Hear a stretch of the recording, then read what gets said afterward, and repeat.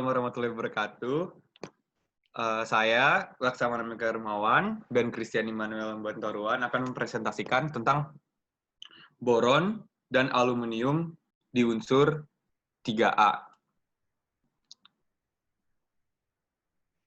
Lanjut, Bro. Jadi, pendahuluan aluminium atau nama unsurnya Al terdapat di golongan 13 atau bisa disebut juga 3A. Dia itu merupakan golongan periode kedua setelah boron. Merupakan unsur yang metal. Boron ini memiliki uraian energi Aufbau Ne 3s2 dan 3p1. Aluminium merupakan unsur yang sering kita temui di kehidupan sehari-hari. Aluminium juga dilihat sangat menarik dari sisi kerapatan molekulnya yang rendah dan keahliannya untuk menolak korosi. Sejarah penemuan. Pada tahun 1782, seorang ilmuwan Prancis bernama Lavoisier telah menduga bahwa aluminium merupakan logam yang terkandung di dalam alumina. Pada tahun 1807, ahli kimia Inggris bernama Humphrey Davy berhasil memisahkan alumina secara elektrokimia. Logam yang diperoleh dari pengujian tersebut adalah aluminium. Pada tahun 1821, biji sumber aluminium ditemukan di Prancis Selatan, tepatnya di kota Les Baux, yang dinamakan bauksit. Pada tahun 1825, ahli kimia Denmark, Ørsted, berhasil memisahkan aluminium murni dengan cara memanaskan aluminium klorid dengan kalium, amalgam, dan kemudian memisahkan merkuri dengan cara destilasi pada tahun 1886. Mahasiswa Oberlin College di Ohio, Amerika Serikat bernama Charles Martin Hall menemukan dengan cara melarutkan alumina Al2O3 dalam lelehan kliorid pada temperatur 960 derajat Celcius dalam bentuk kotak yang dilapisi logam karbon dan kemudian melewatkan arus listrik melalui ruangan tersebut. Cara ini dikenal dengan proses Hall-Héroult. Karena ini terjadi pada tahun yang sama dengan seorang Prancis yang bernama Paul Héroult pada tahun 1888, ahli kimia Jerman Carl Joseph Bayern menemukan cara memperoleh alumina dari bauksit secara pelarutan kimia. Sampai saat ini, cara Bayer masih digunakan untuk memproduksi alumina dari bauksit secara industri dan disebut dengan proses Bayer. Udah, Del? Lanjut, cuy. Keberadaan aluminium itu mudah ditemukan. Aluminium berbeda dengan boron, adalah logam yang paling melimpah di bumi dengan susunan 8,2% di kerak bumi. Tapi jarang ditemukan secara bebas di alam dikarenakan kecenderungan Al atau aluminium menarik oksigen membentuk beberapa aluminium oksida. Al diketahui membentuk mineral seperti garnet, turquoise, dan beryl. Namun sumber utama aluminium adalah bauksit. Negara yang paling banyak mengekstraksi Al adalah Ghana, Suriname, Rusia, dan Indonesia. Dah.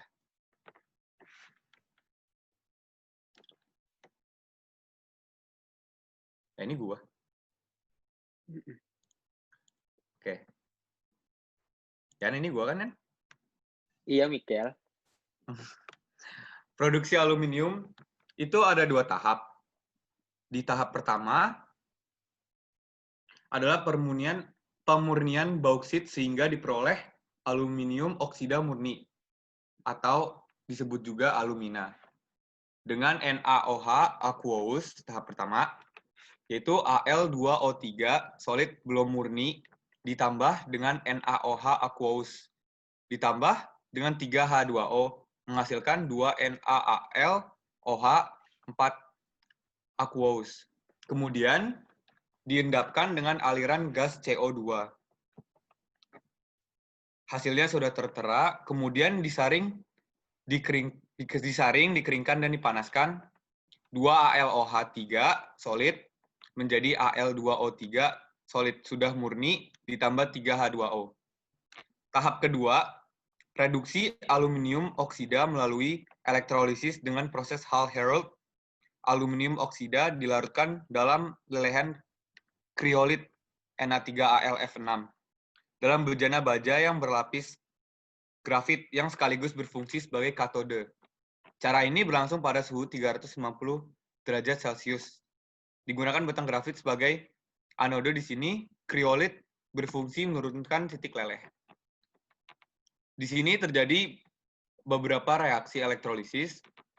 Jadi secara singkat, reaksi totalnya adalah 3C solid ditambah 4Al3+, ditambah 6O2, O2- menghasilkan 4Al ditambah 3CO2.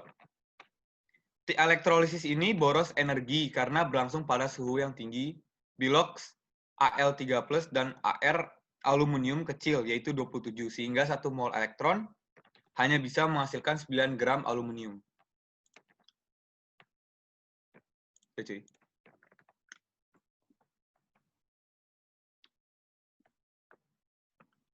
Ya, di sini saya akan menjelaskan sifat fisika dan kimia dari aluminium.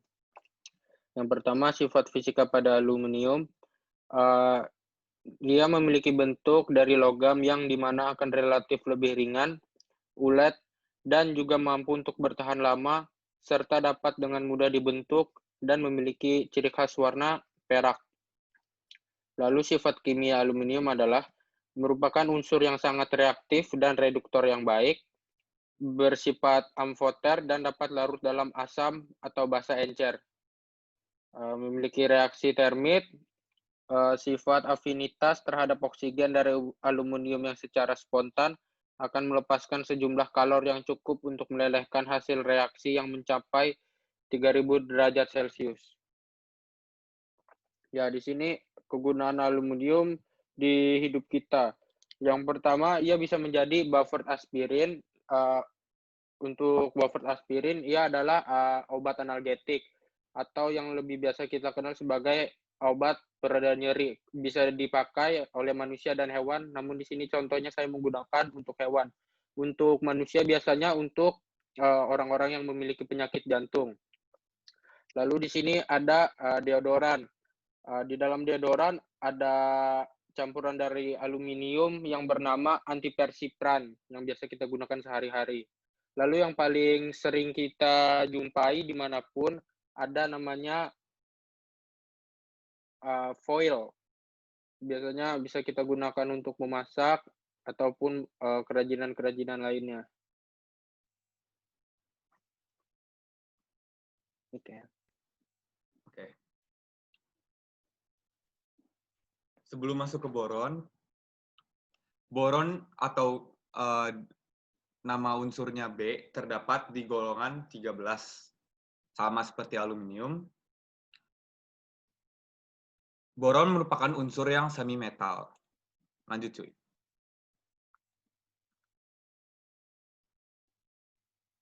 Boron merupakan unsur yang keras, memiliki banyak perbedaan dengan unsur yang sama, unsur di golongan yang sama. Dalam jumlah sedikit atau kurang, boron dapat merugikan tanaman, hewan, dan manusia. Namun dalam jumlah yang sedikit lebih tinggi, dapat meracuni. Boron adalah unsur non-logam, tapi di dalamnya memiliki perbedaan, ada yang logam, semi-logam, dan non-logam. Makanya, banyak ilmuwan yang berkata bahwa unsur ini adalah semi-metal. Boron adalah unsur terkeras nomor 2 setelah berlian. Memiliki sekitar 9,5 skala kekerasan pada skala Mohs. Boron adalah unsur yang jarang ditemukan dalam bentuk murninya. Sangat tidak reaktif, berbeda dengan golongan 13 lainnya.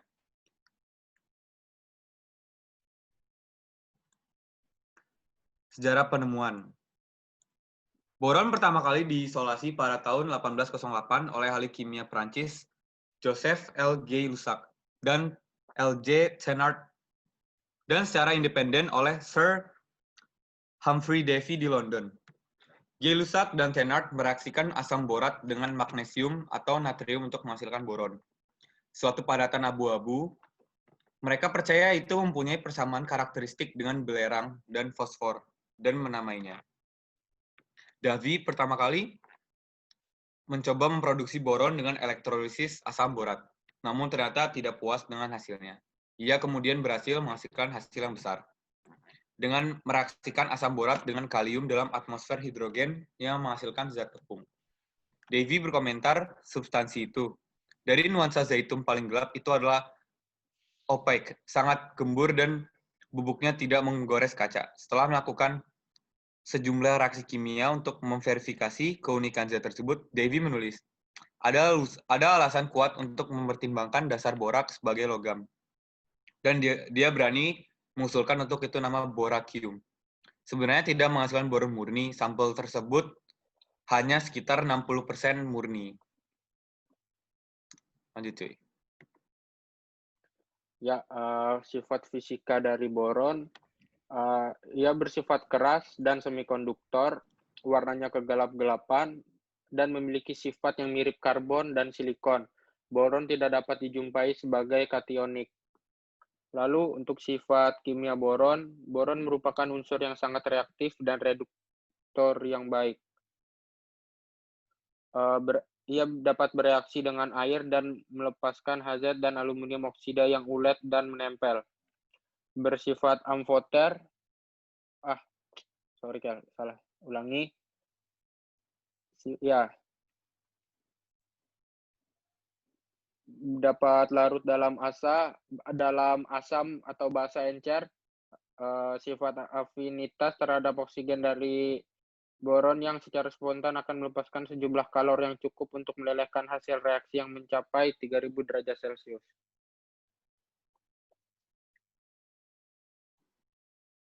Oke. Ya, bentar. Selanjutnya adalah produksi boron. Sebentar. Seperti yang tadi sudah saya sebutkan, boron itu dapat dibuat dengan boraks. Reaksinya adalah sebagai berikut. Na2B4O5, OH4, yaitu boraks, itu dia bereaksi dengan asam BOH3. Kemudian dipanaskan oleh B2, lalu direaksikan dengan B2O3 solid. Nah, kemudian B2O3 solid tersebut direduksi oleh 3 Mg solid menjadi B boron ditambah 3 Mg O solid. Di dalam reaksi ini terdapat murni boron 95%. Untuk menghasilkan boron dengan titik leleh 2300 derajat Celcius yang sangat korosif dilakukan reduksi boron murni BCl3 dengan gas hidrogen pada suhu tinggi atau dengan penguraian termal boron hidrida seperti di boran B2H6. Yaitu reaksinya BCl3 ditambah 3/2H2 direduksi, kemudian hasilnya menjadi B solid ditambah 3HCl. Ini hasilnya tuh menjadi serat boron. Bisa juga menguraikan secara panas, yaitu B2H6 menjadi 2B plus 3H2. Unsur boron dapat direaksikan dengan unsur non-logam untuk membentuk senyawa biner yang banyak aplikasinya. Contohnya 2B solid tambah N2 dipanaskan jadi 2BN. Atau 4B solid ditambah O2 menghasilkan 2B2O3. Dan terakhir 2B solid ditambah 3X2 menghasilkan 2BX3. Lalu kegunaan boron di kehidupan sehari-hari dapat kita lihat di sini. Yang paling pertama dapat menjadi salah satu bahan untuk fiberglass. Diketahui Jika fiberglass dicampur dengan boron, ia akan menjadi lebih ringan dan juga lebih kuat. Lalu pot-pot bunga, dan juga yang terakhir ada suplemen dari boron, fungsinya untuk menguatkan tulang dan untuk wanita sebagai obat datang bulan atau haid. Michael, tutup. Ya, sekian dari kami. Nggak ada pertanyaan ya? Iyalah.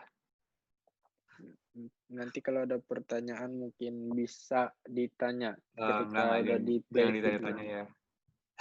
Nggak usah Terima ditanya-tanya udah. kasih. Terima kasih.